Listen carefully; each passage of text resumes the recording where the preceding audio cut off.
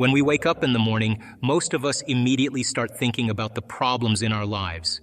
These problems are nothing more than memories stored in the brain, and each memory is connected to specific people, places, and events from our past. You see, the brain is a record of the past.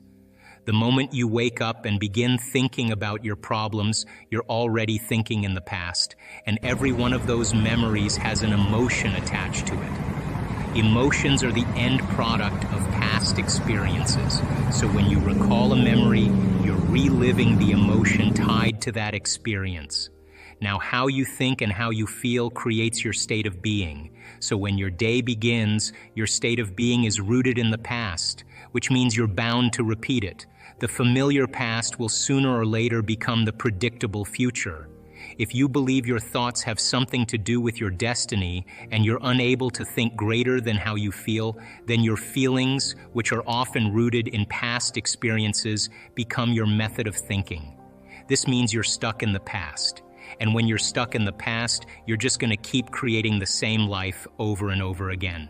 So, what do most people do next? They reach for their phones. They check their messages, emails, social media. They scroll through their news feeds, looking at the same old stories, seeing the same people, getting triggered by the same emotions. And before they know it, they're completely connected to everything familiar in their life. They go through their morning routine, getting out of bed on the same side, using the bathroom, drinking coffee, taking a shower, getting dressed, driving to work the same way, and interacting with the same people. They push the same emotional buttons, and their entire day becomes a predictable series of events, just like a program.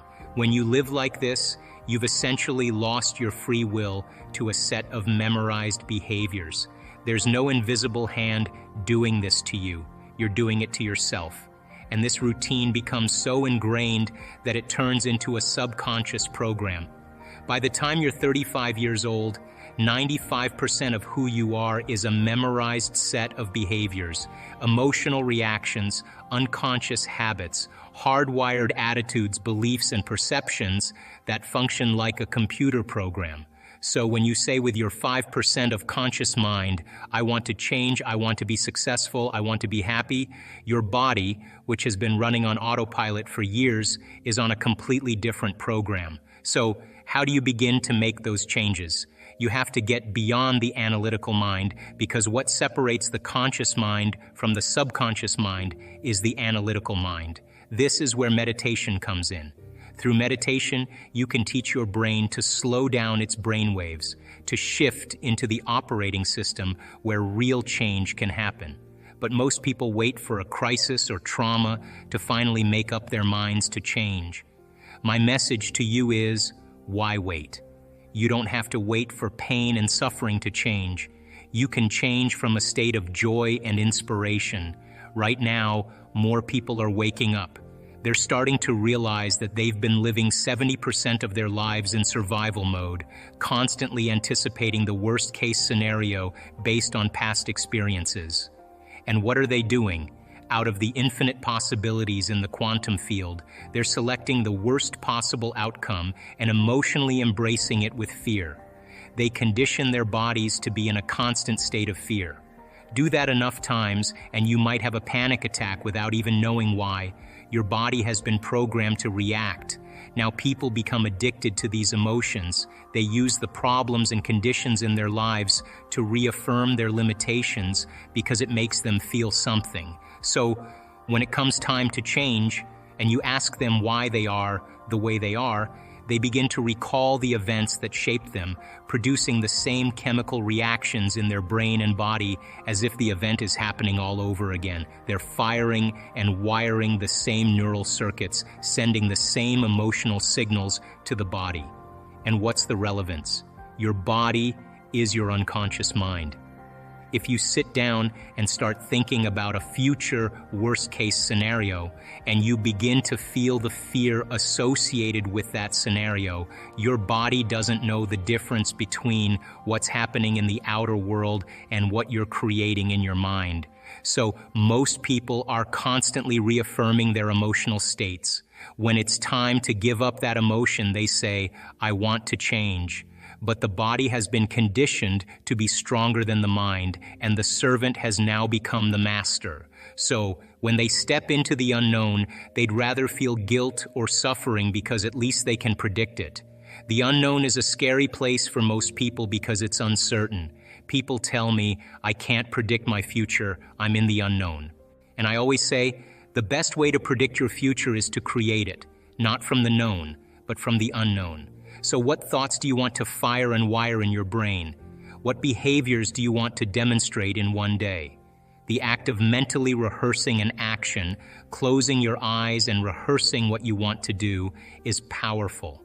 If you're truly present, your brain doesn't know the difference between what you're imagining and what you're experiencing in the 3D world. So when you do this, you begin to install the neurological hardware in your brain as if the event has already occurred. Now your brain is no longer a record of the past, but a map to the future. And if you keep doing this, priming it in this way, the hardware becomes a software program. You may just find yourself acting like a new person, a happier person. Now the hardest part is teaching your body emotionally what the future will feel like before the actual experience. This means you can't wait for your success to feel empowered. You can't wait for your wealth to feel abundant. You can't wait for your new relationship to feel love or your healing to feel whole. That's the old model of reality, cause and effect, waiting for something outside of us to change how we feel inside of us. And when we feel better inside, we pay attention to whoever or whatever caused it. But that's living in lack. When you invest in yourself, you invest in your future. So take some time out of your busy life to disconnect from your world. Turn off your cell phone, shut down your computer, and sit your body down for a few minutes. Close your eyes, take a few breaths, and center yourself. When you bring your attention to the present moment, you have more energy to create with. If your mind starts to wander to the predictable future or the familiar past, don't worry, that's normal. Just become aware of it and gently bring yourself back to the present moment. In the present moment, you're the most creative. Ask yourself, can I be defined by a vision of the future instead of the memories of the past? What do you want in your life? Take the time to answer that question because as you begin to contemplate and think about the answer, you're changing your brain. When your brain starts firing in new sequences, new patterns, and new combinations, that's the beginning of changing your mind. Next, decide on the emotions you'll feel when you create that future. Teach your body emotionally what that future is going to feel like. Don't get up until you begin to feel those emotions. Then mentally rehearse who you're going to be when you open your eyes. Think about the things you have to do, the choices you have to make, the steps you need to take. Review them over and over again in your mind. You can't move into your future holding on to the biology of your past. Decide what thoughts you can't bring into your future. Write them down.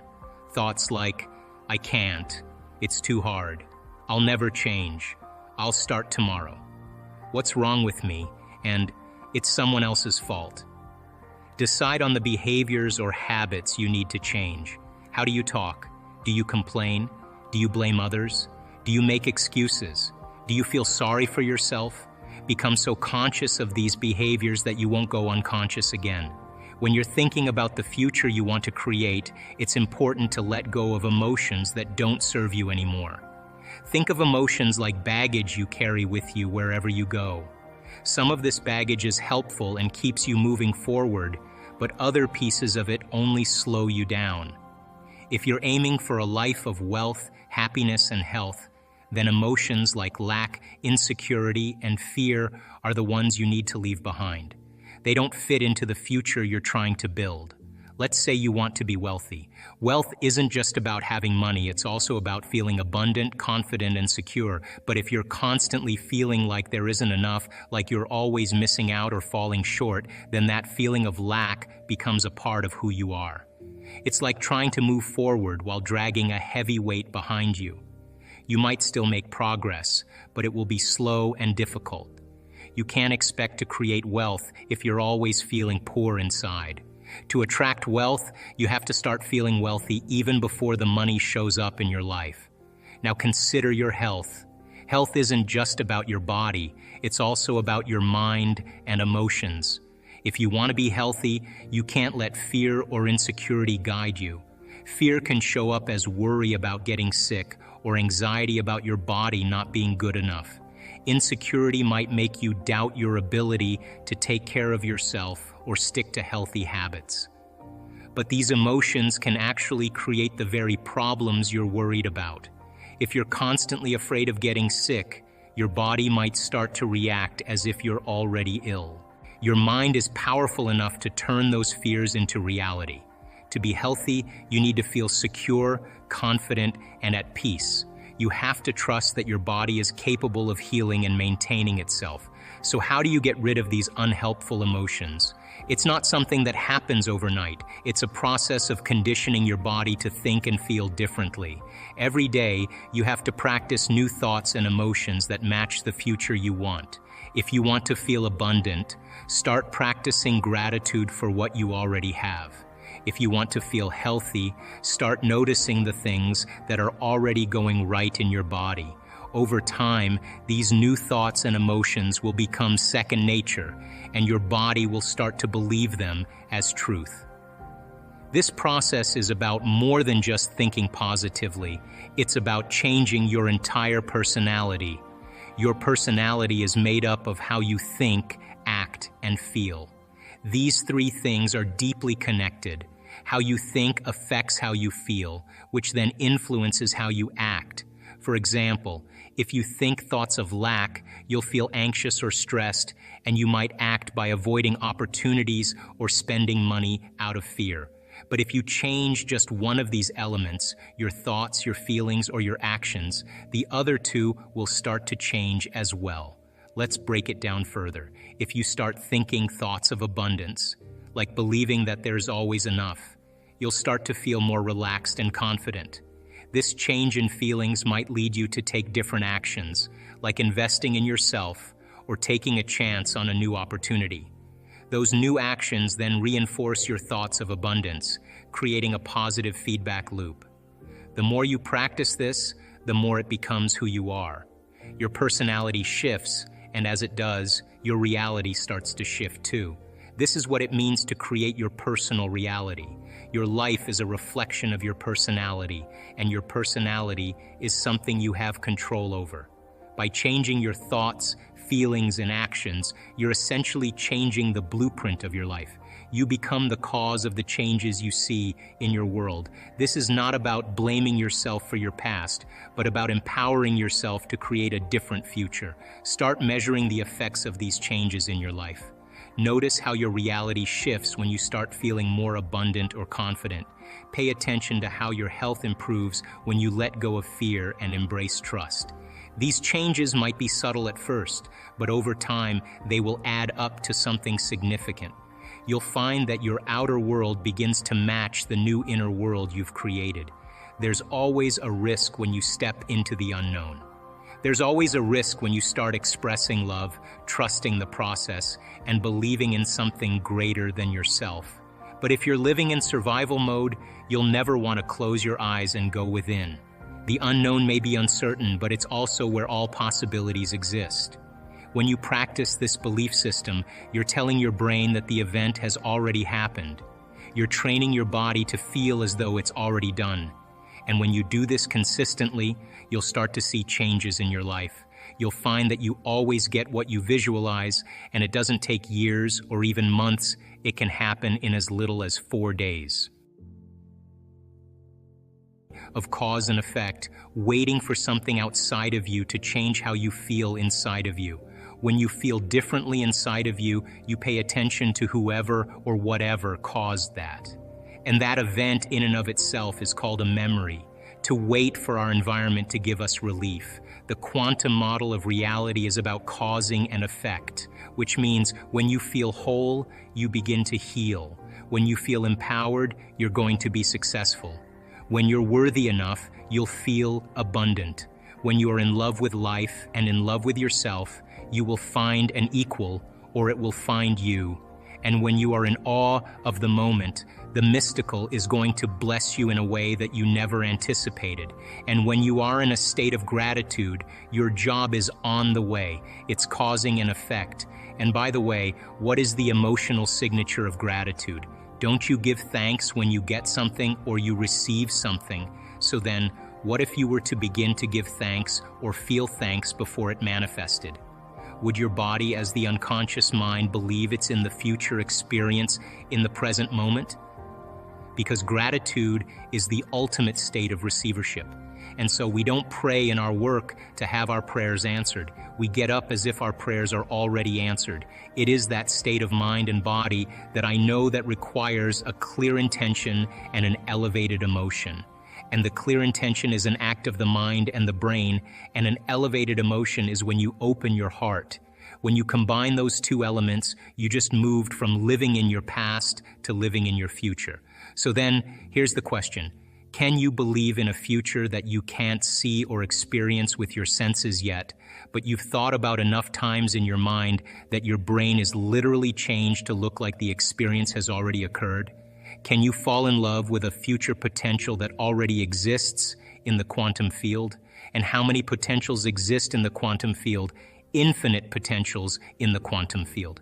Can you select a new potential in the quantum field and emotionally embrace that future reality before it's made manifest to such degree that your body, as the unconscious mind, is believing it's living in that future reality in the present moment, and you're signaling new genes and new ways? If there's physical evidence in your brain and body to look like the experience has already happened, there's evidence there physically, by thought alone. Relax, because the experience is going to find you. There's an intelligence that's giving you life right now. It's keeping your heart beating and digesting your food and organizing trillions of functions in every single cell of your body. It's organizing mutations in your DNA. There's some invisible force that's giving you life, but that same intelligence that's keeping your heart beating and digesting your food is the same intelligence that's creating supernovas in distant galaxies and causing flowers to bloom. It's both personal and universal. It's within you, and it's all around you, and you can't see it, and you can't smell it, and you can't taste it, and you can't feel it. But it is the giver of life, and it is a consciousness. And consciousness is awareness, and awareness is paying attention, and it is the observer observing you into life. And you know, when I tell our advanced students, either you're going to be defined by a vision of the future or the memories of the past. And then people say, why are you so bitter? Why are you so frustrated? Why are you suffering so much? And your brain, in that emotion, you're in the emotion, which means you're in the chemical residue of the past, is going to call up the event because you're emotionally connected to it. And you're going to say, I'm this way because of that past experience. So then imagine what I do with people. We have people that have been abused. We have people that have been traumatized, that have been assaulted. We have people that have had very, very difficult pasts. And have you ever heard me say to revisit the event? Have you ever heard me say that? Never do we need to revisit the event, because once you do, you open the box. But what we want to do is overcome the emotion, because that's just what's lasting from the event. So you sit a person down, and the moment you sit them down, what do you think the body is going to do?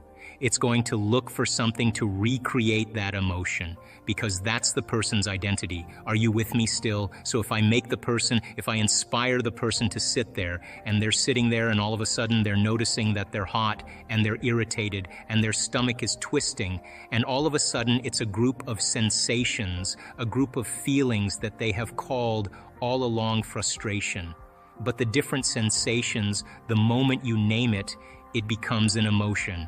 But what it is just bodily sensations. It's energy that's stuck in the body. So the body is looking to go back to the past. It's believing it's in the past. Are you with me still? So if the person becomes aware that their body is doing that, and like training an animal, allow the body to feel that emotion and then settle it down into the present moment. When you settle it down into the present moment, the body starts to trust the present moment and move out of the past. and there's a release of energy. Then the body goes, wait a second, what's going to happen in the next moment? And it starts doing that, and it starts to try anticipate the future. And you settle the body back down into the present moment. And every time you do that, you're telling the body it's no longer the mind, that you're the mind and your will is getting greater than the program. And all of a sudden, you start to lower the volume to that emotion. And when you begin to break the addiction to that emotion, the side effect of breaking that addiction is called joy. It's called freedom. All of a sudden, the body's saying, I don't want to be tormented anymore. Now, does that mean you shouldn't grieve over things that you lose? Grieving is a biological process. It's neural pruning. It's a death of circuitry. It's a death of emotions. It's the absence of void of something in your life. And that's important. In grief, sooner or later, you've got to come to a greater understanding about death, a greater understanding about loss, a greater understanding so that you can adapt to those conditions. Every time I sit with someone and they start complaining about their life, and I let them go for a few minutes, and then I go, oh, you know what I say to them? You only complain about your life when it's not working. And the emotion that you're feeling right now is keeping you connected to the past. You never do this when your life is working. And so I don't have a problem with moving through the stages of emotions. But I also know that what a person really wants more than anything else is to be free. People want to be free. And I have witnessed transformation. It was so alive in their mind that they began to live as if that future reality was happening in the present moment. So here's my question. Can you believe in a future that you can't see or experience with your senses yet, but you've thought about enough times in your mind that your brain is literally changed to look like the event has already occurred? The latest research in neuroscience says you can change your brain from living in the past to living in the future. And can you fall in love with that vision to such a degree that you come out of your resting state and change guilt or suffering into inspiration and joy and gratitude? To such a degree that your body, as the unconscious mind, does not know the difference between that external event and what you're creating internally, so that your body believes it's living in that future, in the present moment, and you begin to signal new genes in new ways to change your body to look like the event has already occurred. The latest research in epigenetics says you can change your body by thought alone. Now reason this with me. If there's physical evidence in your brain and body to look like the event has already occurred, your brain and body are no longer living in the past, they're living in the future, and you will walk right into your vision, something new you wanted to experience. And the moment you started thinking about this experience, the moment you started contemplating this potential reality, you turned on a part of your brain called the frontal lobe, the crowning achievement of the human being. It's 40% of your entire brain. It is the creative center, and it has connections to all other parts of the brain. And the moment you said, what would it be like to be a leader? What would it be like to be successful? What would it be like to have this vision come true? The moment you asked that open-ended question, you turned on this part of the brain because the rest of the brain is just a bunch of automatic programs. And now the frontal lobe, the creative center, wakes up and it has connections to the entire brain. It's the CEO, it's the boss, it's the symphony leader of the brain. And the moment you get creative, the frontal lobe begins to select different networks of neurons that are stored in your brain from things you've learned or experienced. And as you begin to think a what-if question, it begins to select these different networks and begins to seamlessly piece them together and making your brain fire in new sequences and in new patterns and new combinations. And whenever you make your brain work differently, you're changing your mind, because mind is the brain in action. Mind is the brain at work. And the moment those neurons fire in tandem, you get a picture in your mind, a hologram, a vision. For those people who are passionate, that thought that they're thinking begins to create an elevated emotion. They become inspired, they feel enthusiastic, they become passionate. They started to open their hearts. And all of a sudden, they're combining a clear intention with an elevated emotion. And it's the combination of a clear intention and an elevated emotion in our research over and over again that proves then the person now is changing fundamentally, changing biologically, changing internally. And their brain and body are moving from living in the past into living in the future. When you do that, when you had that moment, you came out of your resting state and then you started to write down all the things you were going to do to get to that vision, all the choices you were going to make, all of the experiences or goals you wanted to achieve, and all of the emotions and the joy you would feel. And when you were doing that, you were setting your sights towards that destiny. And then you did something really brilliant. You wrote down the choices you weren't going to make. You became aware of the behaviors you weren't going to demonstrate. You began to review certain experiences you wanted to stay away from, and then you looked at the emotions that would bring you to a lower level, and you began to separate the old self from the new self. And when you begin to do that and you're observing the old self, it means you're no longer the program. Now you're the consciousness observing the program, and that's when you begin to objectify your subjective self. And so the moment you stop making the same choices that you always make, get ready, because it's going to be uncomfortable. And that's the moment you're heading towards the new self. Do you think that you can change the circuits in your brain by thinking about it? So I did this experiment a little ways back. It took these people who never played the piano before, and they separated them into 4 categories. And they said, listen, we're going to scan your brains before you learn this exercise, and then we're going to scan your brain after. And all you have to do is show up for 2 hours a day and practice for 2 weeks, okay? And just follow the instructions. And we're going to hook your brain up to these sophisticated scans, and we're going to see what happens before and after. So they got with these people, and they said, okay, first group, here's the scales, and here's the chords. They're one-handed exercises. Practice them over and over again. Keep playing them. So they played every single day, 2 hours a day for 2 weeks. They scanned their brains before, they scanned their brains after. After 2 weeks, guess what happened? Whole new set of circuits lit up in their brain that never lit up before. That makes sense. You learn something new. Learning is making new connections. Repeating it over and over again is sustaining or maintaining those connections, and that's called memory. So they memorized what they were doing by physically practicing or personalizing what they learned. Make sense? Yes. Standard. Simple. It took the second group of people, and they said, listen, we want you to play 2 hours a day for 2 weeks. We're going to scan your brain before and after. You know what we're going to do? We're not going to tell you how to play anything. You just come and do whatever you want. Play whatever you want. So at the end of 2 weeks, guess what happened to them? Nothing. You know why? Because they couldn't remember what they had learned the day before. And they couldn't remember what they played the day before, and they had no structure. They got no instruction and no knowledge to be able to apply it to make some steady circuits. It took the third group of people, and they said, listen, don't even show up. Don't even create your day. Same thing, nothing happens. The last group of people, they said, listen, we want you to come 2 hours a day for 2 weeks. We're going to show you these one-handed exercises, but instead of you physically playing the piano, we want you to mentally rehearse over and over again those exercises. We know you're going to get tired, so we'll nudge you and we'll keep you awake. But you practice for 2 hours a day and you keep repeating those. The end of 2 weeks, they rescanned their brain, and guess what happened? Same area of the brain lit up as if they were actually playing the scales. Now you know what that means?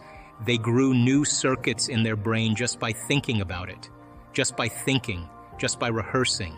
Now every time we learn something new, we make new circuits in the brain. If you learn anything new, learning is making a new connection in the brain. New neurological connection. Memory is maintaining or sustaining those connections, keeping them alive. And the only way that we maintain and sustain connections in the brain is by repetition. Repetition allows the neurons to develop a long-term relationship. So these people every single day made it the most important thing. They gave up their social engagements. They gave up television. They said, I'm going to rehearse. I'm going to mentally rehearse the greatest ideal of myself every single day.